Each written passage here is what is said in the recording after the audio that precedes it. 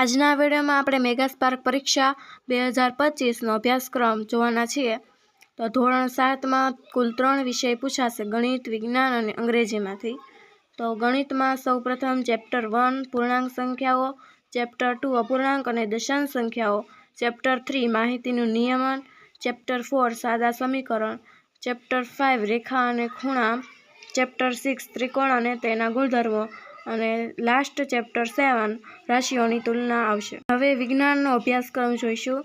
તો વિજ્ઞાનમાં સૌપ્રથમ ચેપ્ટર 1 વનસ્પતિમાં પોષણ, પ્રાણીઓમાં પોષણ, ચેપ્ટર 3 ઉષ્મા, ચેપ્ટર 4 એસિડ, બેઝ અને ક્ષાર, ચેપ્ટર 5 ભૌતિક અને રાસાયણિક ફેરફારો, ચેપ્ટર 6 સજીવોમાં શ્વસન, ચેપ્ટર 7 પ્રાણીઓ અને વનસ્પતિઓમાં શ્વસન।